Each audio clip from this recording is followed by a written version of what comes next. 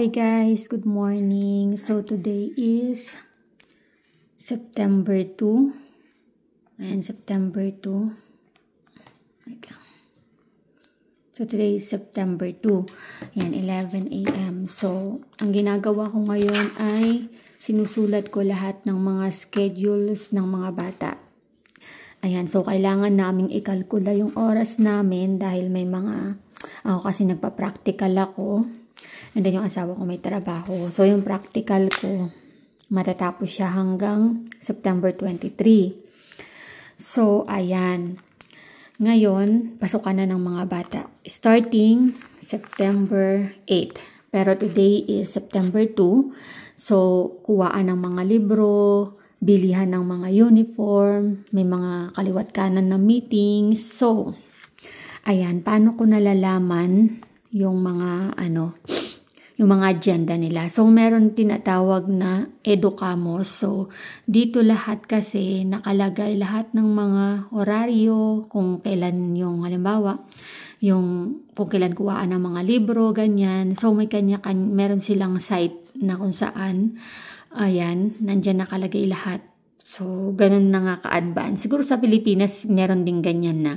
So, dito kami tumitingin. So, kinuha ko lahat ng mga agenda nila na meron ngayong week na to. So, ngayong week na to, tsaka sa susunod na week, magiging busy na ako as a mommy. So, hindi tayo magiging full-time ngayon dahil nga nagpa-practicas tayo. So, yung practicas parang work na rin siya. So, ayan. And then, yung kay Derek kasi magkahiwalay sila ng school. So, ito naman yung kay Derek.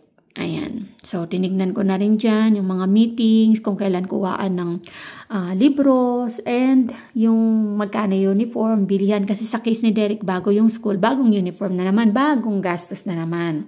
So, ayan, ganyan po kami dito pag month of September na. Actually, August, ayan, syempre, waldas ng pera dahil bakasyon yan.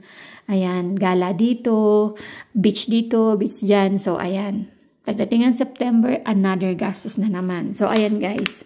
So, ngayon, meron tayong ayan, agenda para kay Ate Ganda sa September 3. So, 9 ng umaga hanggang alas 10 yan. So, sa school niya. Para i-verify yung kanyang matrikulasyon. Kasi nga, diba, no admitido siya. So, sabi naman, balik kami ng September 3 kasi gagawa nila ng paraan yan. And then, kay Lobel, so, kay Ganda, if ever mapasok siya dito, bibilan din namin siya ng uniform. Ayan guys, abangan nyo guys yung din namin na. Kasi marami rin pala akong mga viewers sa akin. Mga silent viewers sila, pero may mga nagme-mensahe sa akin na more on pa sa pag-aaral ng mga bata. So, interesado sila. Kaya naman natutuwa akong i-share sa inyo kung ano yung mga ginagawa ko as a mommy para sa tatlong anak ko. Like, iba't ibang kategory sila. May primarya ako, may elementary ako. So, si Ate Ganda naman is sa, papunta na siya sa college.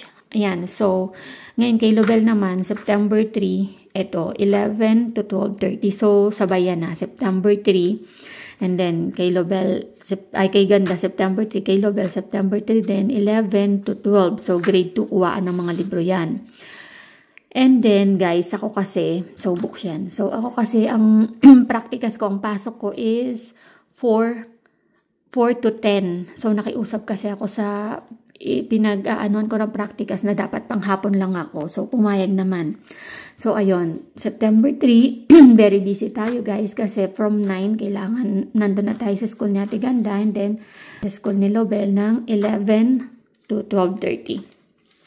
So, pina-day off ko na yung asawa ko niyan kasi kailangan niya akong samahan.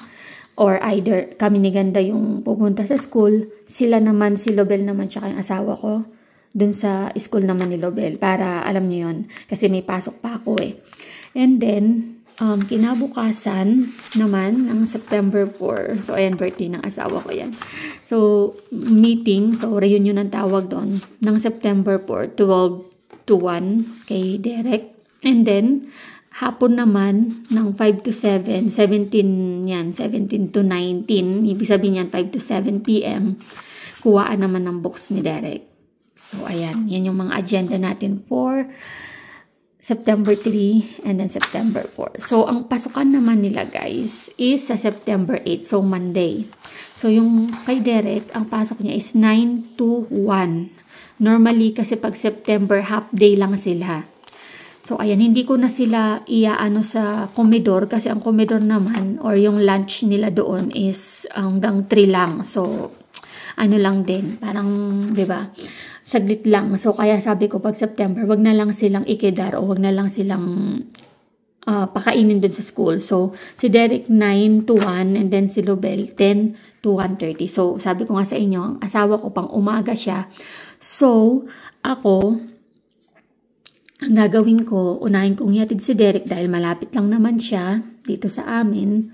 So, 9, hatid ko siya. Then, tatakbo naman kami ni Lobel sa school niya ng alas 10. So, mga 1 hour din siguro yung biyahe kasi magre-rent naman kami. So, pagkahatid ko kay Lobel ng 10, babalik ulit ako dito sa bahay. So, syempre, siguro kakain or magpe-prepare ng pagkain para pag umuwi si Derek ng 1, may pagkain na siya. So, si Lobel naman, nakiusap ako sa kaibigan ko doon sa Diego de Leon, nakuhain niya ng 1:30. And then, pag uwi ng asawa ko ng 5, kukuhain na lang niya si Lobel. Kasi ako hindi na ako pwede dahil meron nga po akong practicas. Ng alas 3 kasi ako umaalis dito sa bahay.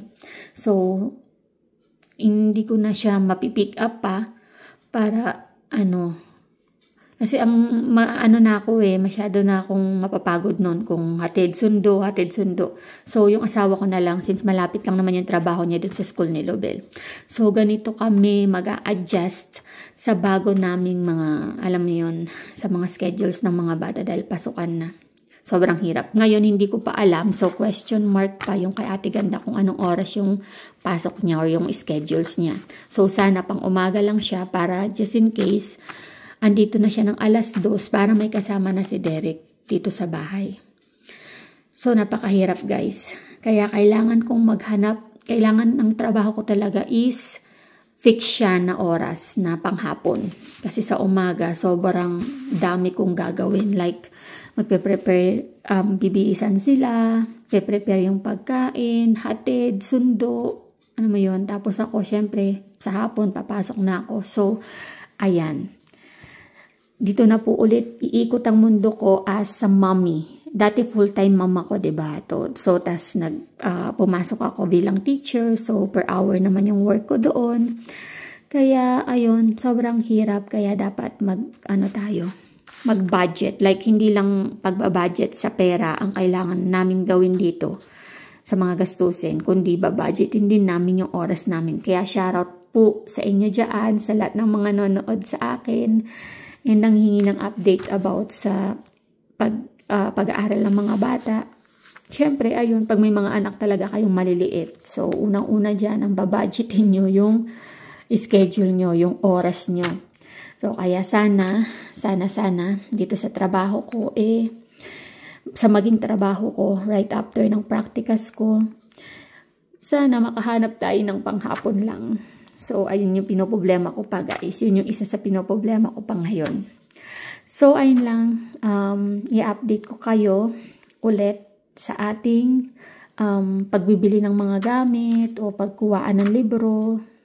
So, ayun lang. Binlog ko lang to para lang magkaroon ng, magkaroon kayo ng idea regarding sa darating na pasukan. At kung ano ba yung aming mga, yung pinaghahandaan, paano namin pinaghahandaan tong ganitong bagay. So, ito naman guys, yung September 3 and 4, nakuha na ng day off ng asawa ko para at least tulungan kami sa mga Hindi pa nga namin sila nabibilan ng gamit So, ayan, i-update ko kayo kung magkano yung gastos reveal sa mga gamit and uniforms ng mga bata. So, si Lobel naman, meron na siyang uniform. So, mga gamit na lang yung mga materyales kung tawagin. So, nagmandar na yung school. Nag-send na sila ng mga materials na kailangan nilang gamitin.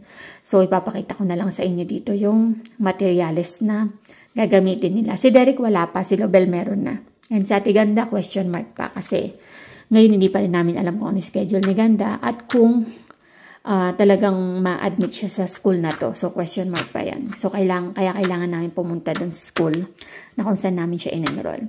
So, yun lang guys for today's video. Ayan. Wala nang edit to guys. I mean, ito na yon, itong video na to. Pinakita ko lang sa inyo yung mga pinagagawa ko. So, i-rewrite ko to kasi medyo magulo siya. I-scratch lang naman to. So, ididikit natin siya sa may rep para at least aware kami kung ano yung mga uunahin naming puntahan bukas. Kasi bukas na yon, September 2 na ngayon. Ayan, no? So, i-upload natin tong ano na to, video na to. So, ayan, yan lang update natin. So, yun lang guys, abangan nyo yung bukas, September 3, iba-vlog ko din. And then, sa September 4. Tapos, yun nga, kapag bibili na ng mga gamit, and then, sa pasukan. So, first day of school ng mga bata. Siyempre, ako yung maghahatid sa kanila. At ako din, makapag-vlog din ako. So, ayan. Yun lang guys. Thank you so much for watching. See you on my next vlog.